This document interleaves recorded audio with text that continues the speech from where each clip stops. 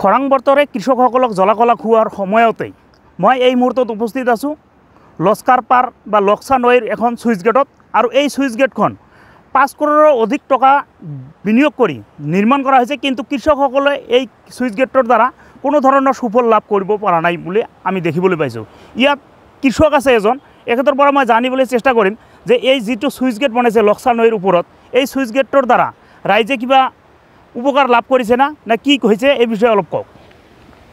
হয়, প্ৰথমতে মই ধন্যবাদ জনাইছোঁ ND24ক। আমি দেখা পাইছোঁ যে আমি আশা কৰিছোঁ যে এই যে চুইচ গেট হৈছে ইয়াৰ পৰা অলপ পানী লৈ আমি খেতি কৰিম, কিন্তু দেখা পালোঁ যে ইয়াৰ পৰা এফোঁটা পানীও আমি নাপালোঁ। ইমান বাট চাইছিলোঁ যে বহুত আশা কৰি আছিলোঁ যে ওপৰৰ পৰা মানে যেনেকৈ খৰাং বতৰ তেওঁৰ পানী লৈ আমি অলপ খেতি কৰিম। ইমান হাজাৰ বিঘা খেতি মাটি আছে।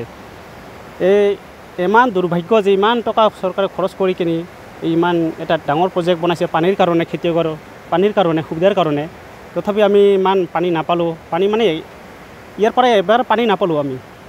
মানে এনেকুৱা কি হৈছে, মানে জাবৰ জোঁথৰ হৈ একদম লেতেৰা হৈ আছে, য'ত মানে ড্ৰেইন এটা বনাইছে আৰু পানী এবাৰো উঠা নাই। কি কৰিম আৰু দুৰ্ভাগ্য আমাৰ।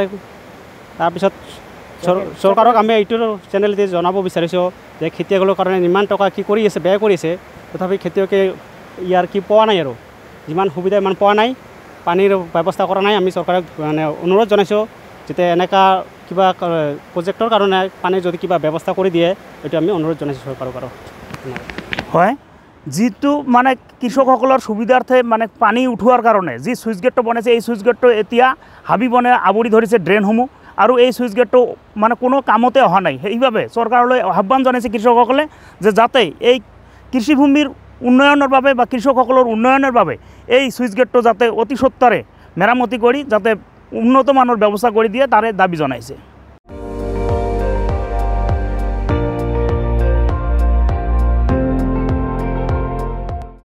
আপুনি চাই আছে ND24, সৰ্বশ্ৰেষ্ঠ নহয় সৰ্বোত্তমৰ দৌৰত।